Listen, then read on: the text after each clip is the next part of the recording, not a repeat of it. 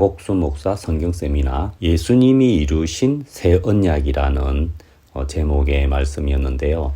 이 새 언약이라는 말씀에는 정말 이 복음의 핵심적인 그 내용이 담겨져 있는데요. 하필이면 비슷한 시기에 신천지에서도 이런 행사를 하고 있어요. 제목도 보니까 온라인 성경 세미나라고, 이 기본소익 선교에서 성경 세미나라고 하는 이름의 행사는 아마 글쎄 한 20년은 더 된 것 같은데, 매년 이제 서울에서는 1년에 2차례를 하고 있죠. 신천지에서는 또 난데없이 같은 시기에 또 이런 행사를 하더라고요. 희한하게 하나님의 새 언약이라는 그런 말을 쓰고 있는 거예요. 도대체 이건 또 뭐냐 싶어가지고 보니까 그들은 이 요한계시록을 새 언약이라고 막 하면서 이 요한계시록이 진짜 하나님 우리 주신 새 언약이다. 이걸 알아야 영생을 얻을 수 있다. 이런 식으로 성경을 이상하게 풀어서 이야기하고 있는데, 그건 전혀 성경적인 이야기가 아닙니다.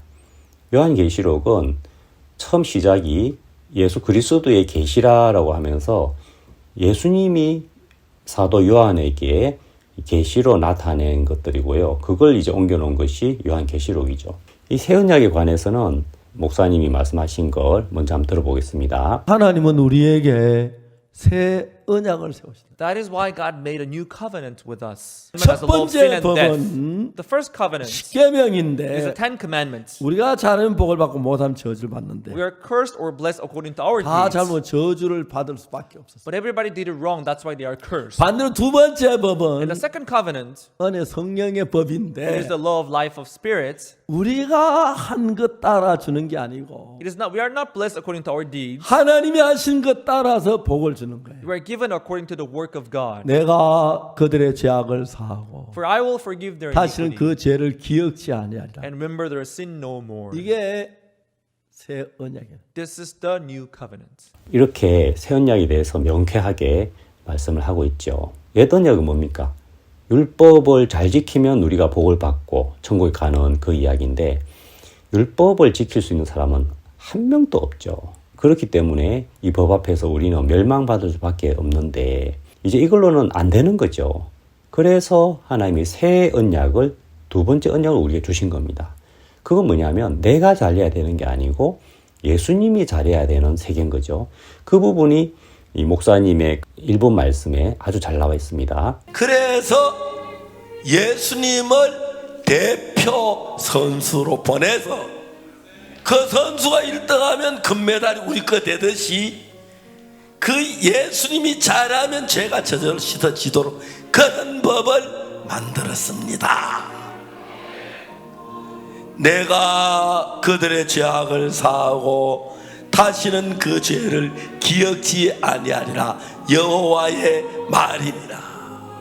새 언약 새 법은 내가 잘하고 못하고 아무 상관이 없고 대표 선수 예수님이 잘하면 하나라 갈 수 있도록 된 이 법입니다. 목사님께서 이 새 언약을 아주 이해하기 쉽도록 이렇게 비유로 말씀하셨죠.